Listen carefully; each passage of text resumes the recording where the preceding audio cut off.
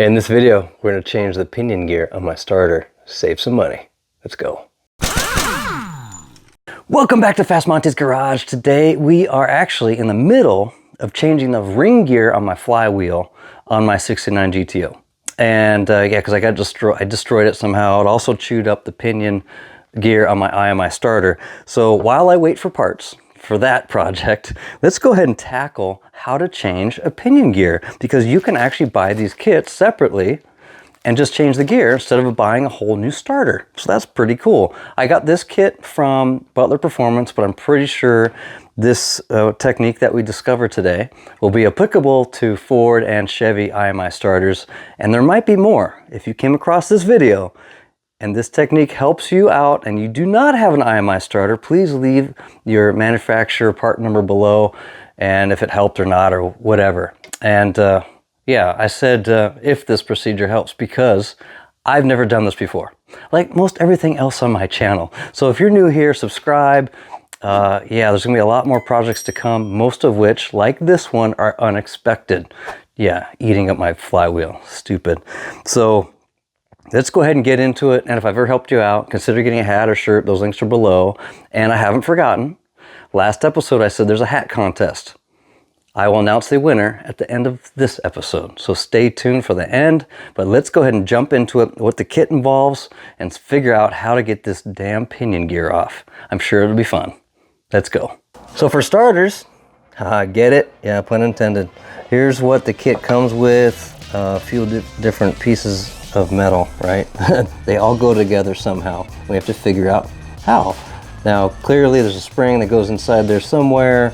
There is a mating spline washer that goes on the spline somehow, and clearly a lock ring, and this cool looking washer, I think it goes over the ring, because if we take a closer look, and you might need your glasses, I can see a gap in the ring right there, but it's covered by this collar. So my guess is we have to pry this collar off, because that's holding the ring on. So I'm going to see if I can get it to budge with a tiny screwdriver here. We might need a bigger screwdriver or some kind of pry tool. Let's see. Yup, I saw it move. Oh, of course, it's spring loaded. All right, let me think about this. Maybe a bigger screwdriver. And I'm twisting the screwdriver, see if it pops off.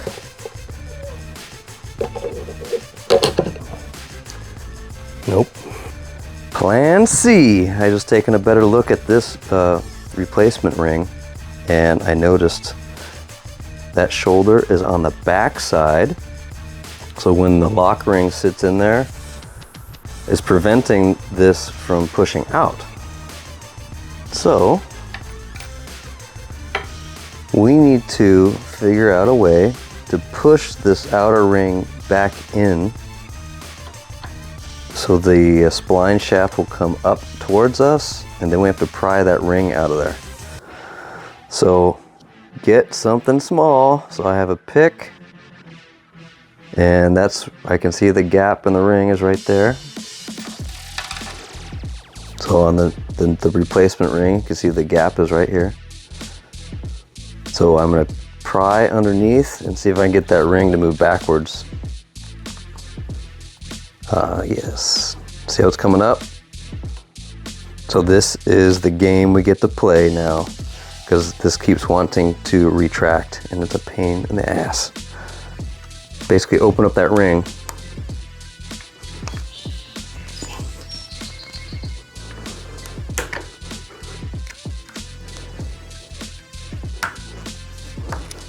Almost.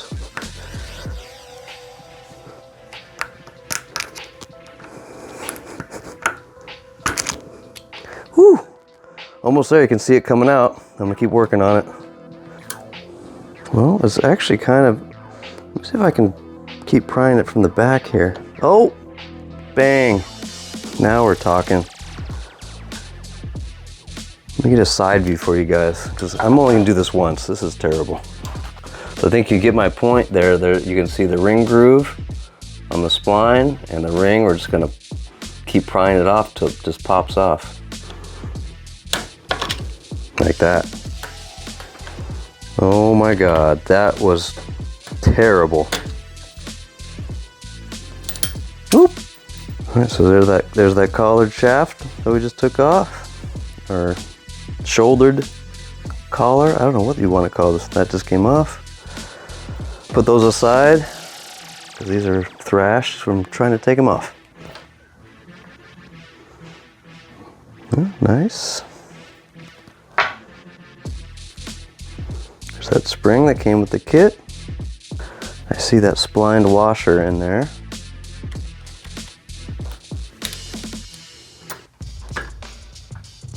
There we go.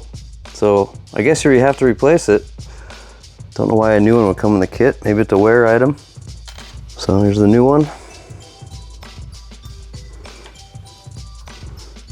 New spring. New gear. So imagine this is where the fun begins, getting this stuff back together.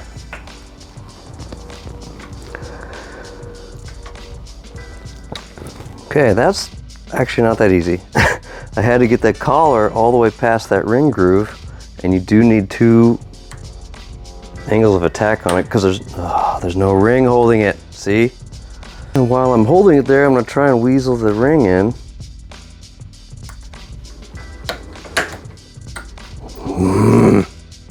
All right, holding it, let's try this again. Oh, mother. Okay, what are we on, plan D? So I took the old ring, I split it a little bit. Let me see if I can just kind of weasel it in around the groove while I hold it down. Man, this sucks. There must be a tool for this.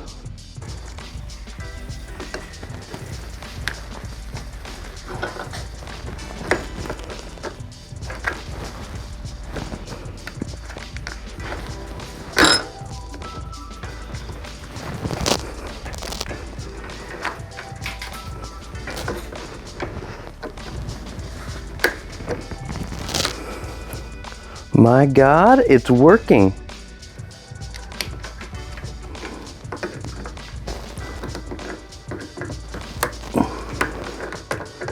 No way. Yes. You've got to be kidding me. There has to be a tool for that because that was stupid. But we got it. Yes. Little test.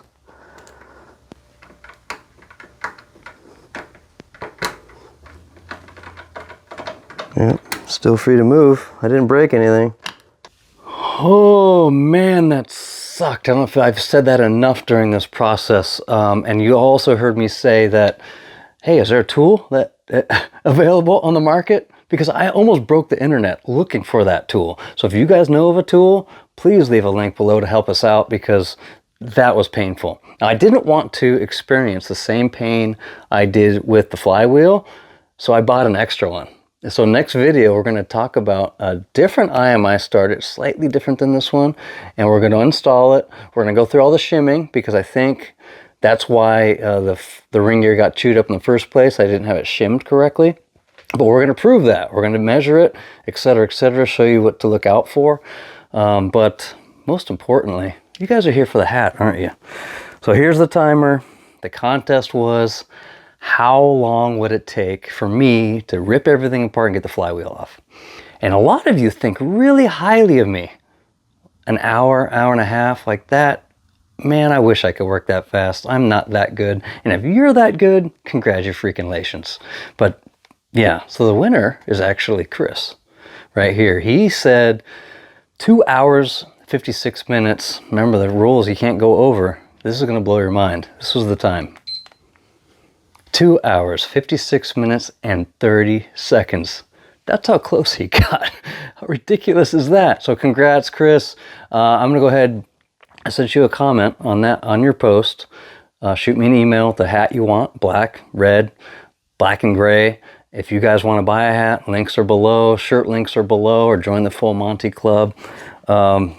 I think we're gonna do the hat contest again when I put everything back together. I think I'm gonna make a quick video on the torque requirements for all the bolts, flywheel bolts, clutch bolts, transmission bolts. It'll be a, you know, like a little quick access video, but we can do a video on how long it takes to put everything back together. And keep in mind, it's a stick shift car and I have a center console. So, and it may or may not be quicker than this. We'll see. So guys, thanks for hanging out. Like I said, next episode, we're going to install the starter, show you how to shim it, how to measure for it. And yeah, you know the drill. Build them fast, drive them faster. See ya.